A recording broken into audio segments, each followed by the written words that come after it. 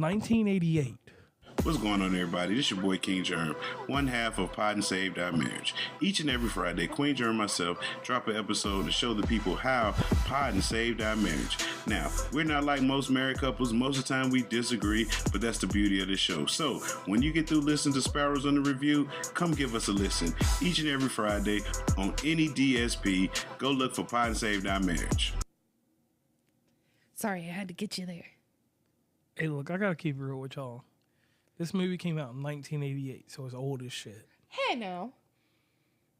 This is a Studio Ghibli movie, and I don't know if it's the first Studio Ghibli movie. It is not. It's not, but I consider it the first Studio Ghibli movie for me. This movie, Grave of the Fireflies.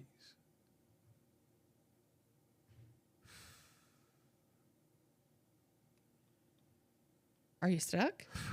This one is emotional. It puts some. Oh, yeah. Stacey mentioned this movie. She has used this movie as a reference in another episode when we were talking about Smurfs or something else. I don't know what it was. Did I? Yeah, you said it's a Studio Ghibli movie that has a good ending. You said that comment, and you were referencing this because we watched this movie, and I don't remember when we watched it, and I don't know what we were doing. Now, you know, we were watching it. We watched this shit outside and somewhere else because I got sad. Like, if you have not watched this movie, I'm not giving you any disclaimers. I need to just tell you this. Go to HBO Max and watch this. Yeah. And HBO, we do need a sponsor soon because we've been giving y'all a lot of love and y'all ain't showing none back.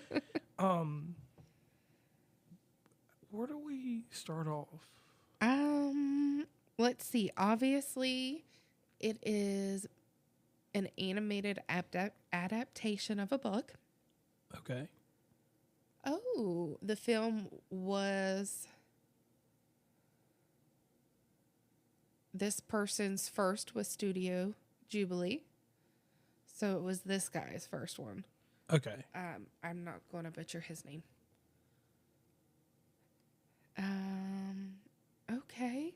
It says several critics consider Grave of the Fireflies an anti-war film, but the author they disputed this claim. Okay.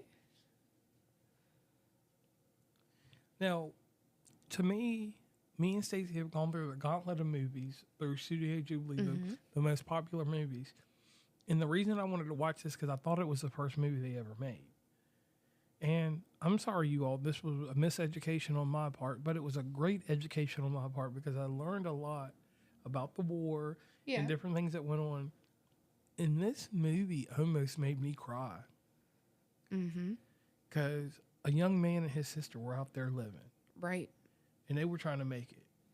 Yeah. And, you know, their mother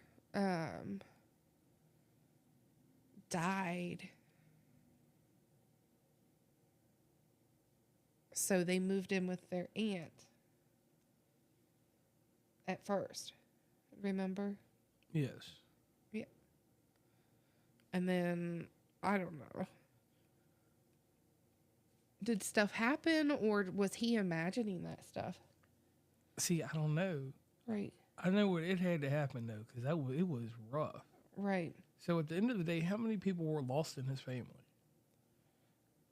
I don't know if did they ever mention their dad? I think he lived. Oh, it says children of an Imperial Japanese Navy captain.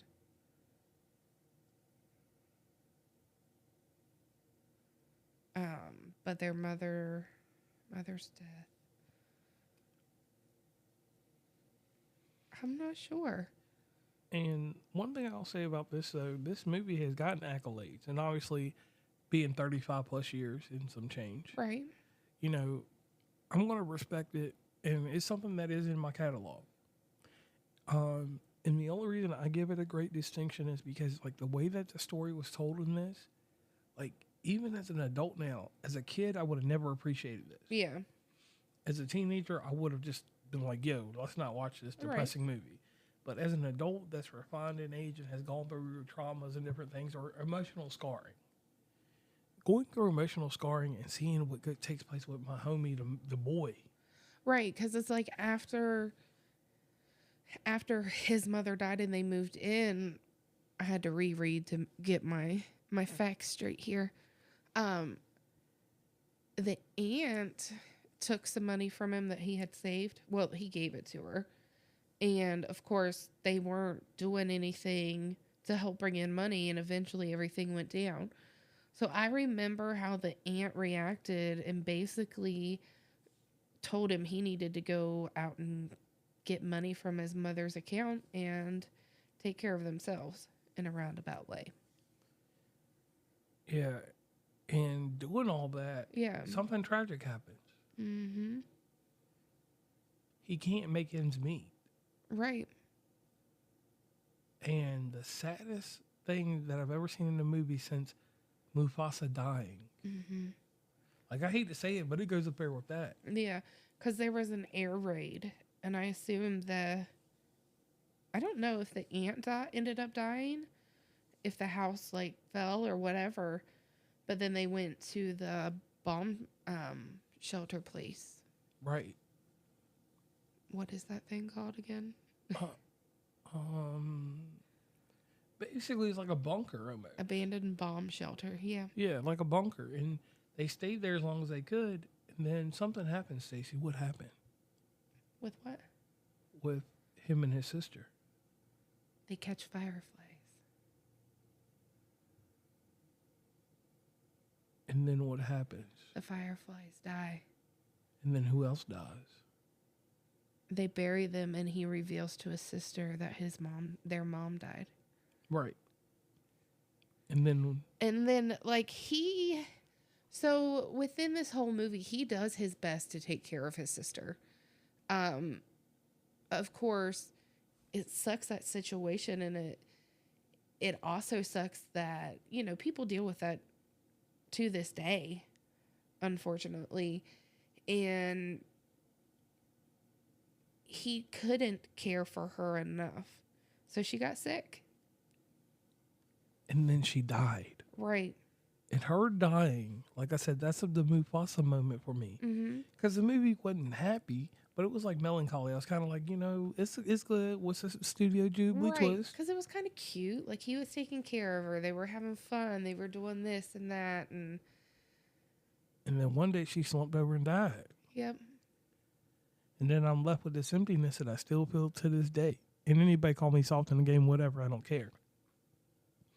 Now, accolades for this movie. This movie, the soundtrack for it was fine. The music, everything else in this movie was perfect. This is one of those things that I just say, if you want to watch a masterpiece, this is one you should watch. Yep. I don't have anything bad to say about it because it checked off everything in the box, character development, and then it had character ending, which I've never said on a show. Because once a girl died, a part of me did too. Right. So he cremated her with her doll. Yeah. And he put her ashes in a tin along with a picture of his father. So that's what that was. And even sadder is a few weeks later, he died of starvation. Yeah. And it's just like, putting that movie together like that and watching it, like I said, it is nothing I would try to watch with any child or anything like that. But as an adult, you can really appreciate it because it's like, wow, that movie could have been a live action movie. Yeah. And then I think the part that sums it all up is when the janitor was cleaning up the bodies and stuff like that, he threw out the tin, just threw it out, and her ashes spread. So her soul and his soul were joined to get together. And it said of course, I'm reading this straight from Wikipedia because I want it to sound good. Let's see.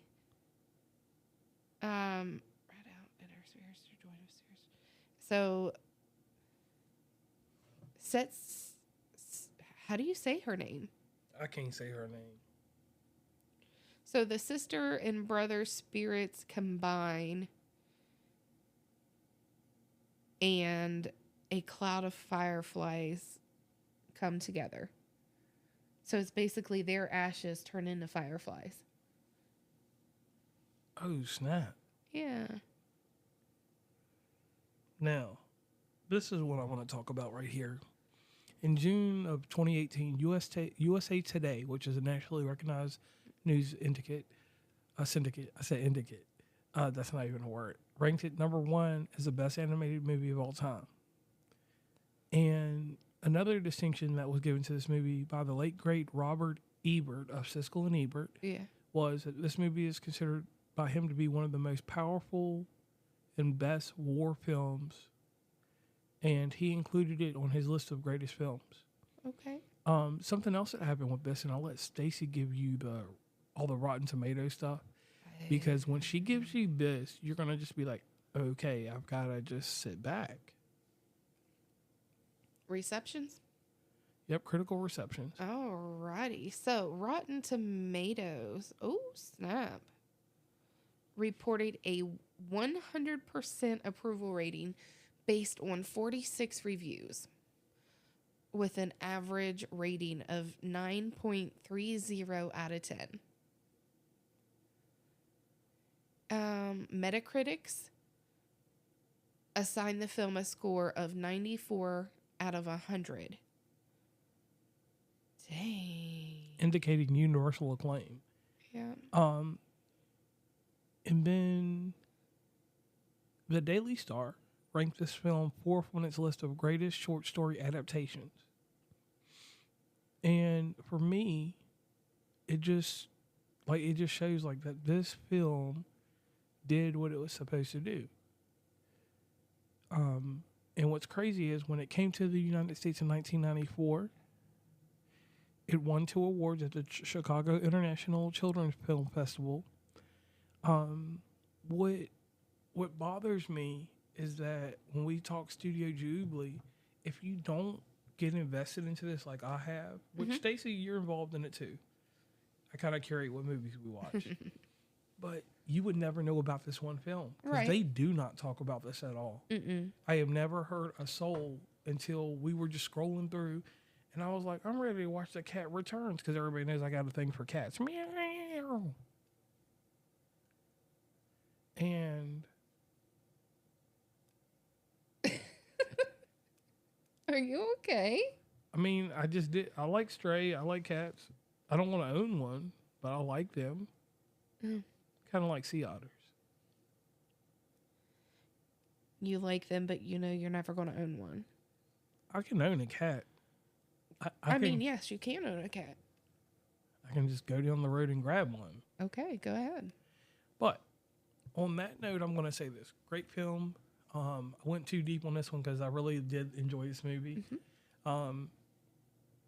Stacey does that normal social media jab, so I'll pass it back along to her. Anyways, we want to thank everybody for tuning in. If you don't mind, hit the like and subscribe button and leave us a comment.